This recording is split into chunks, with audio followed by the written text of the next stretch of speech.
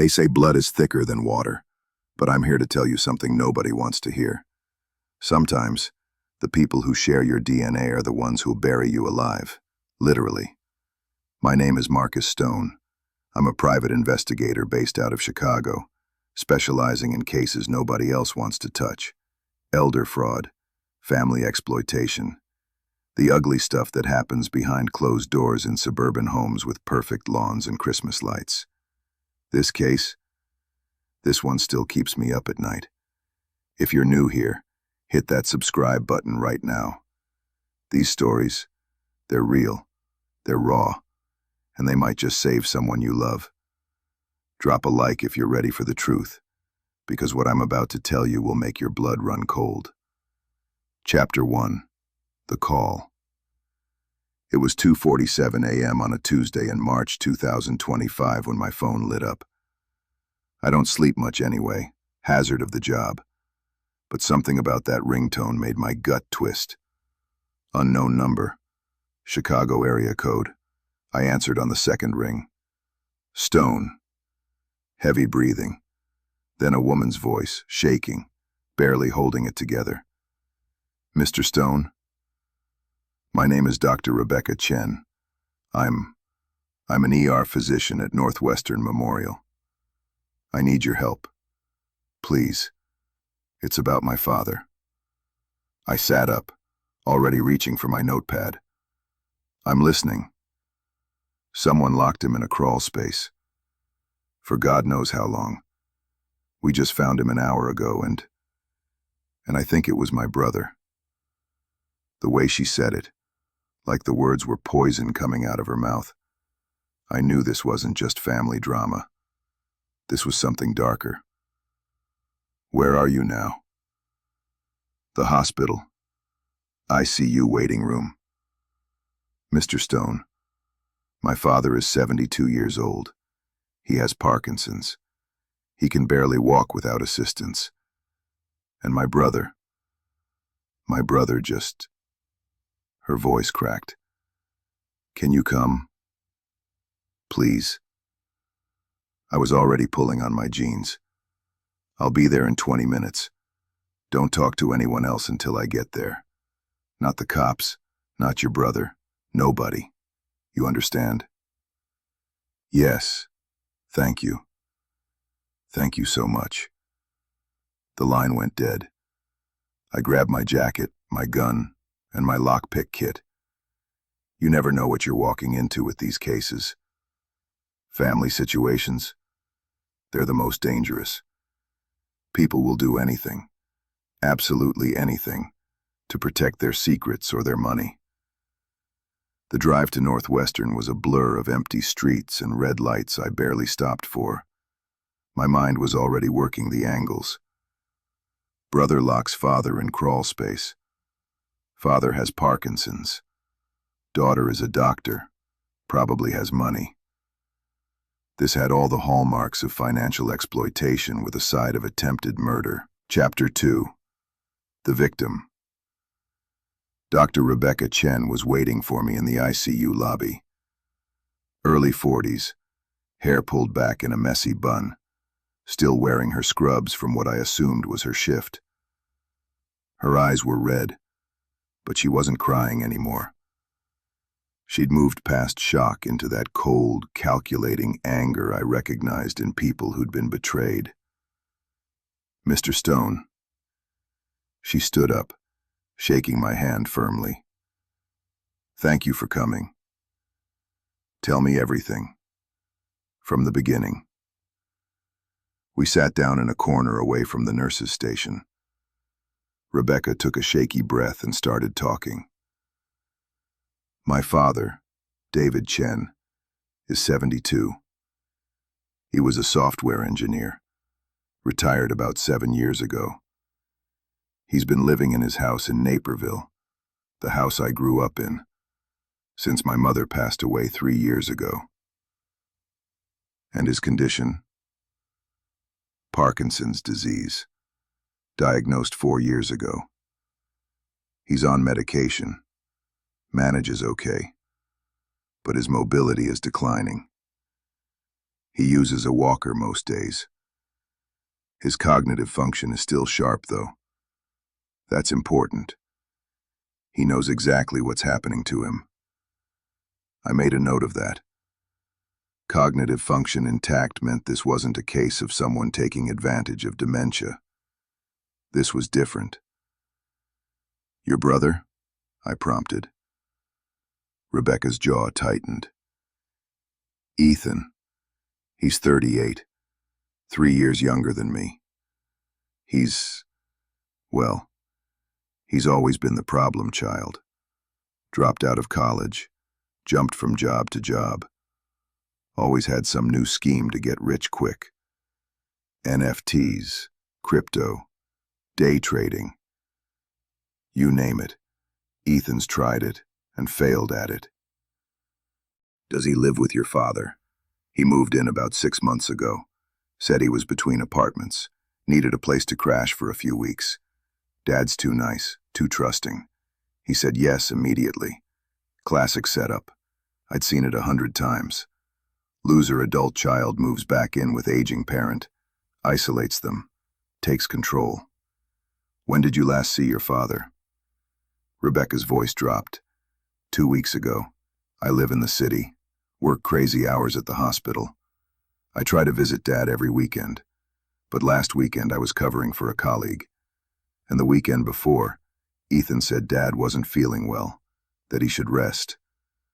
Red flag number 1. Did you talk to him on the phone? I tried. Multiple times. It kept going to voicemail. Ethan said Dad's phone was acting up, that he'd take him to get a new one. I believed him. God, I'm such an idiot. You're not an idiot. You trusted your brother. That's not a crime. What happened tonight? Rebecca wiped her eyes. I had a bad feeling. I couldn't shake it. So after my shift ended at midnight, I drove out to Naperville. I have a key to Dad's house. When I got there, all the lights were off. Ethan's car was gone. What time was this? About 1 a.m. I went inside, called for Dad. Nothing. I checked his bedroom, the living room, everywhere. His walker was in the hallway. His medications were on the counter, untouched. But no Dad. My gut twisted. What made you check the crawl space? Rebecca's hands were shaking now. I heard something, a thumping sound, faint, rhythmic, coming from the floor. The house has a crawl space under the kitchen, access through a panel in the pantry. I've been in that house my whole life, never even thought about that space. She paused, swallowing hard. The panel was screwed shut. New screws, fresh wood dust on the floor. I grabbed a screwdriver from Dad's toolbox and ripped that panel open. And there he was. What was his condition? Dehydrated, hypothermic, covered in his own waste. He'd lost maybe 15 pounds. Marcus, he looked at me like he couldn't believe I was real, like he thought he was hallucinating. I felt that familiar burn of rage in my chest, the kind that makes you want to skip the investigation and go straight to breaking bones. But that's not how this works. You have to be smart. You have to build the case. What did he say? He said Ethan did this. He locked me down here. He said it was only for a few hours. Then he passed out. I called 911, and here we are. Where's Ethan now? No idea. I've been calling him nonstop, straight to voicemail. Of course it was. Ethan was already running. Chapter 3. The investigation begins. All right, if you're feeling this story, smash that like button right now. And if you haven't subscribed yet, what are you waiting for? This channel exposes the truth about family crimes that the mainstream media won't touch. Real cases, real justice. Subscribe and turn on notifications so you never miss an episode.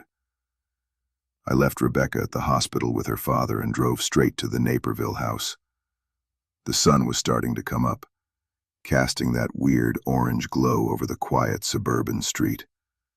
Picture-perfect homes, two-car garages, the American dream. Except one of these houses had a torture chamber under the kitchen. I used Rebecca's key to get inside. The place was neat, almost too neat. No dishes in the sink, no mail on the counter.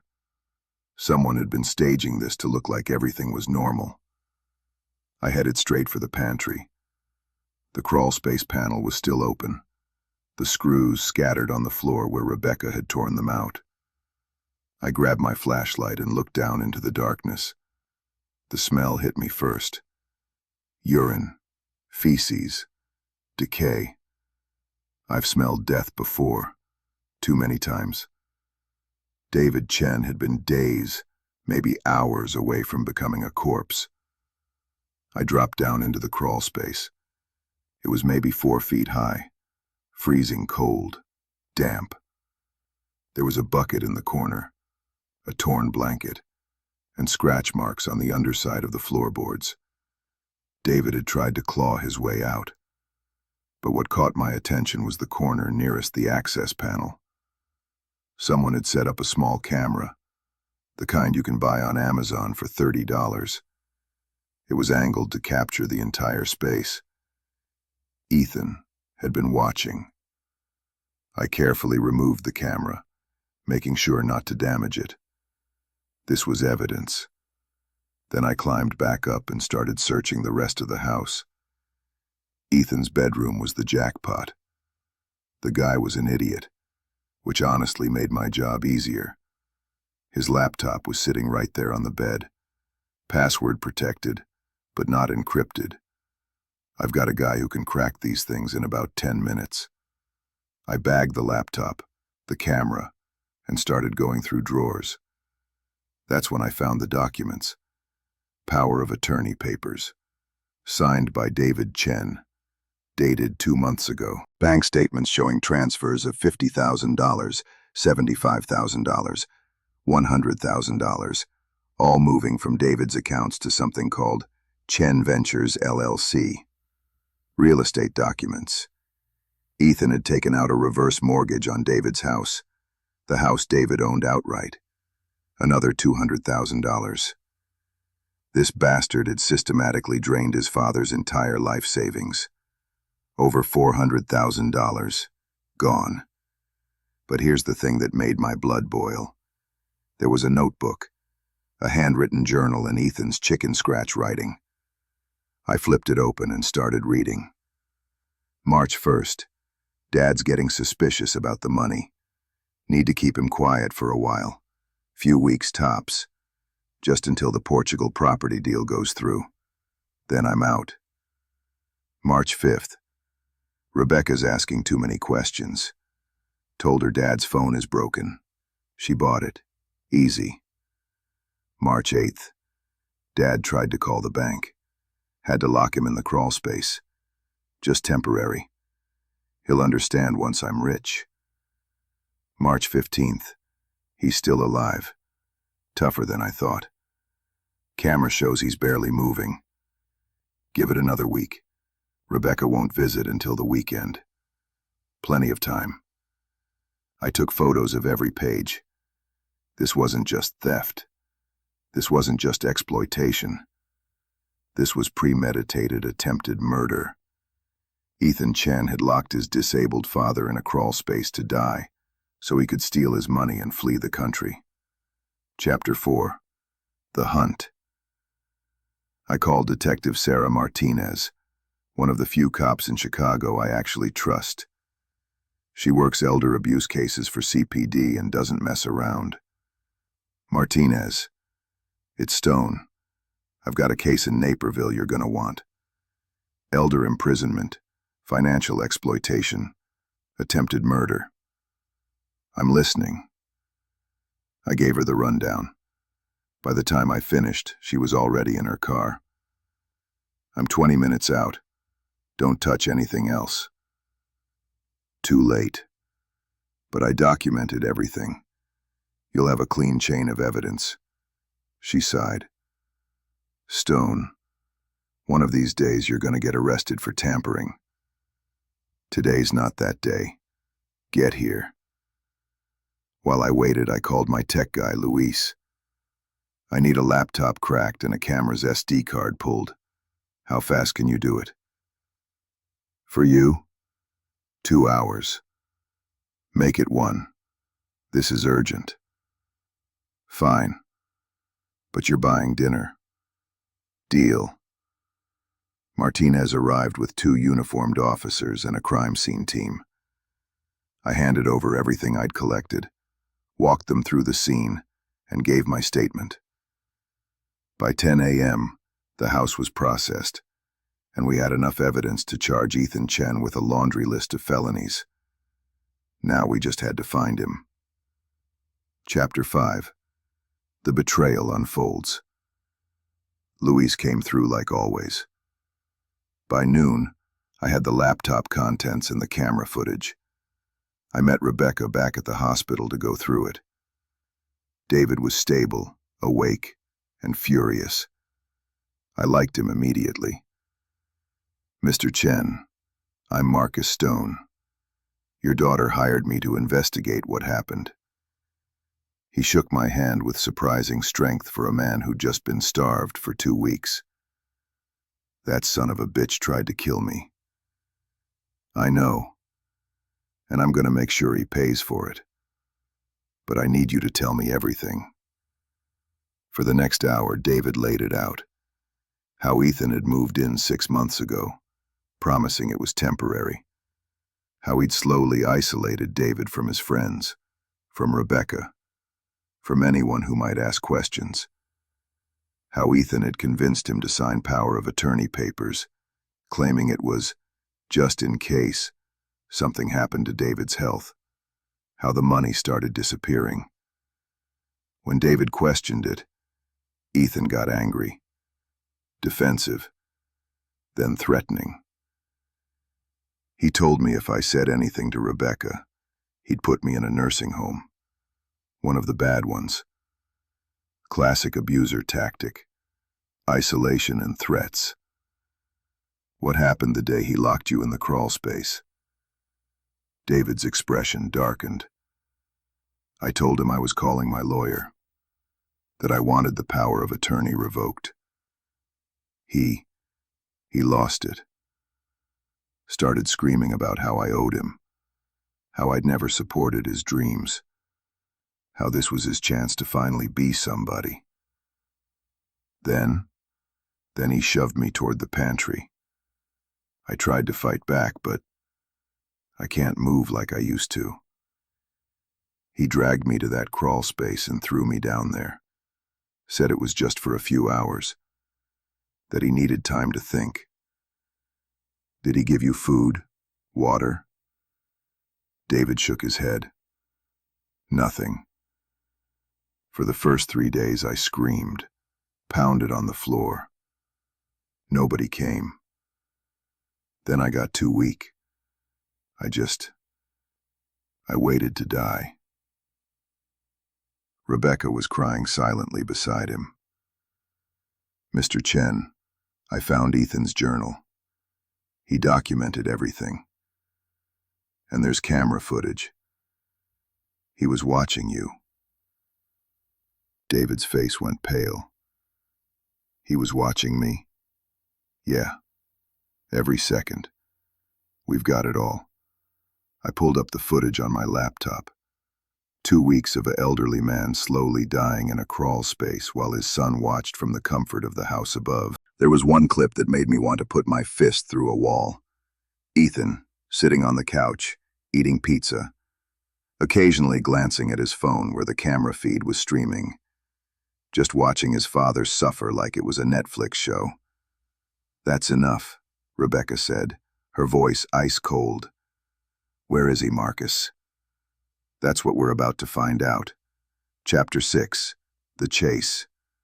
The laptop gave us everything. Flight confirmation to Lisbon, Portugal. Departure, March 22nd, 2 days from now. One-way ticket. Ethan had also been in contact with a property management company in Lisbon. He'd wired a 6-month deposit on a luxury apartment in Alfama. $15,000, paid with his father's money. But here's the beautiful part. Ethan was cocky. He'd kept receipts for everything. Every transaction, every email, every incriminating piece of evidence was right there on his laptop. He'd even drafted a goodbye email to Rebecca, scheduled to send the day after his flight. Sis, by the time you read this, I'll be long gone. Dad's in the crawl space. You'll probably find him, or you won't. Either way, I needed this money. I deserve this money. I've lived in his shadow my whole life while you became the golden child doctor. This is my time. Don't bother looking for me. Portugal doesn't extradite for this stuff. Have a nice life. E. This guy actually thought he was going to get away with it. Martinez issued a warrant within hours. A PB went out across Illinois, then nationwide. Ethan Chen, wanted for attempted murder, elder abuse, financial exploitation, and about 6 other charges. We tracked his phone. He was still in the Chicago area, holed up in some cheap motel near O'Hare, probably waiting for his flight. Martinez coordinated with TSA and airport security. No way Ethan was getting on that plane. But I had other plans. Chapter 7, Confrontation. Before we get to the takedown, quick reminder, if this story is hitting home, share it with someone who needs to hear it. Elder abuse is real. It's happening in your neighborhood, and awareness saves lives. Like, comment, and subscribe to help us spread the word. I don't usually get personally involved in arrests. That's the cop's job. But this case, this one was different. I wanted to see Ethan Chen's face when he realized his life was over. Martinez agreed to let me ride along. You stay in the car, Stone. I mean it. Sure thing, detective. We rolled up to the motel at 3 p.m. Ethan's car was in the lot, confirming he was inside. Room 237. Martinez had 4 uniforms with her, all armed. They breached the door with the master key. I was right behind them, technically in the hallway, technically not interfering. Ethan was sitting on the bed, laptop open, probably booking last-minute excursions in Portugal. He looked up, saw the cops, and his face went white. Ethan Chen, you're under arrest for attempted murder, elder abuse, and financial exploitation. He tried to run. Actually tried to bolt for the bathroom like that would save him. 2 officers tackled him before he made it 3 feet. You don't understand, he screamed as they cuffed him. I needed that money. My father, he had more than he needed. I deserve it. I'm his son. Martinez looked at me and rolled her eyes. They always say that. As they dragged Ethan past me toward the squad car, he locked eyes with me. Who the hell are you? I smiled. I'm the guy who's going to make sure you never see daylight again. Chapter 8. Justice. The case against Ethan was airtight. The journal, the camera footage, the laptop records, David's testimony. The Cook County State's attorney threw everything at him. Attempted murder, financial exploitation of a disabled person, unlawful imprisonment, fraud, forgery, 9 felony counts total. Ethan's public defender tried to negotiate a plea deal. Martinez shut it down hard. Your client locked a disabled elderly man in a crawl space for 2 weeks and watched him starve. He's going to trial, and he's going to rot in prison. The trial lasted 3 weeks. I attended every day, sitting right behind Rebecca and David. The jury needed less than 4 hours to convict on all counts. Sentencing was brutal. The judge, a 60-something woman with zero patience for elder abuse, looked at Ethan with pure disgust. "Mr. Chen, you exploited the person who gave you life. You stole his money, his dignity, and nearly stole his life. You showed no remorse, no empathy, no humanity. The court sentences you to 25 years in state prison. You'll be eligible for parole in 18 years. Take him away." Ethan screamed as they dragged him out. Something about how it wasn't fair, how he was the victim. Nobody cared. Chapter 9. The Aftermath. The financial damage was catastrophic. David's savings were gone. The reverse mortgage on the house meant he now owed $200,000. Ethan had funneled most of the money into offshore accounts that investigators are still trying to trace. Rebecca set up a GoFundMe to help with her father's medical bills and legal fees. It raised $80,000 in 2 weeks. Strangers from across the country donated, shared the story, offered support. David's Parkinson's worsened from the stress and physical trauma. He's in assisted living now, a good facility that Rebecca carefully vetted. She visits him every day. As for the money Ethan stole, the court issued a restitution order for $425,000. Ethan's going to be paying that back with his prison wages of about 30 cents an hour. Do the math. But here's the thing. David doesn't care about the money anymore. "Marcus," he told me a month after the sentencing, "I'm alive. My daughter saved me. That bastard didn't win. That's all that matters." Chapter 10. The Lesson. I've worked hundreds of cases. Elder fraud, exploitation, abuse. But this one stays with me. Not because it was the worst. I've seen worse. It stays with me because of what it represents. The complete betrayal of trust by the person who's supposed to protect you. Ethan Chen looked at his elderly, disabled father and saw a dollar sign. He looked at 2 weeks of suffering and saw an inconvenience. He looked at murder and saw a solution. And he's not unique. This happens every single day across America. Adult children draining their parents' accounts, grandchildren forging signatures, caregivers stealing medications and selling them. The National Council on Aging estimates that elders lose $3 billion annually to financial exploitation. And that's just what's reported. Most cases never see the inside of a courtroom. Most families stay silent out of shame or fear. But not David Chen. Not Rebecca Chen. They fought back. They got justice. And I was honored to help them do it. If you suspect someone you love is being exploited, trust your gut. Call Adult Protective Services. Call the police. Call a private investigator. Don't wait. Don't assume it'll get better. Don't believe excuses. Because by the time you realize something's wrong, it might be too late. David Chen survived because his daughter showed up. Ethan's plan fell apart because Rebecca trusted her instincts.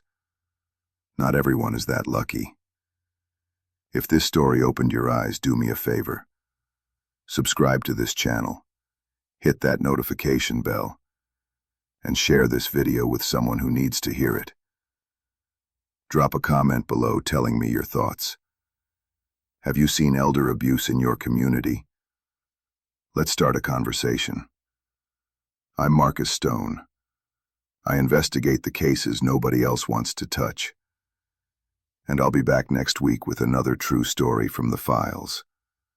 Until then, watch out for the people who can't watch out for themselves. Because if you don't, who will?